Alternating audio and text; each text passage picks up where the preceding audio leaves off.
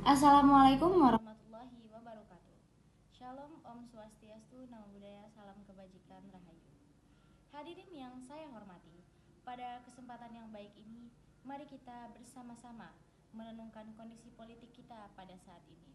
Di satu sisi, kita menyaksikan bahwa demokrasi di negeri kita terus diuji, seperti munculnya demonstrasi besar yang menuntut keadilan dan akuntabilitas publik.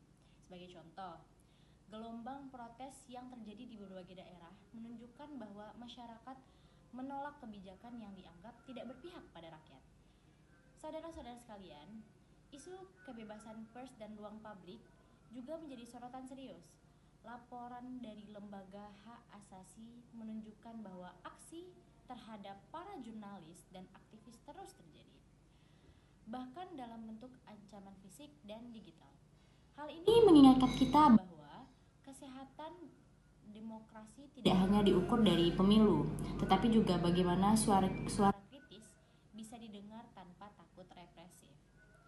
Teman-teman yang saya banggakan, dinamika politik partai dan pemanfaatan media sosial sebagai arena politik semakin meningkat. Partai-partai kini aktif membidik generasi muda, isu lingkungan dan ekonomi digital menjadi bagian kampanye mereka. Kita harus menyadari bahwa politik bukan hanya urusan elit, melainkan juga bagaimana kebijakan nyata memberi dampak kepada masyarakat. Bapak Ibu yang saya muliakan, kebijakan anggaran dan geopolitik juga turut menentukan arah politik nasional. Pemerintah dalam usulan anggaran 2026 telah menaikkan belanja sosial dan pertahanan, serta menetapkan defisit di bawah batas legal.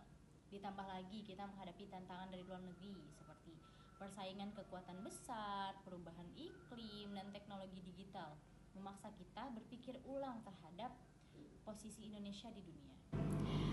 Pada akhir kata, mari kita bersama-sama menjaga agar politik kita tetap berfungsi sebagai sarana perubahan positif, transparan, inklusif, dan bertanggung jawab.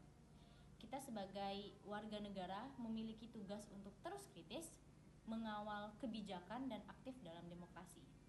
Karena pada akhirnya keberhasilan politik bukan hanya soal siapa yang berkuasa, tetapi bagaimana pemerintahan itu bekerja untuk kepentingan seluruh rakyatnya. Terima kasih.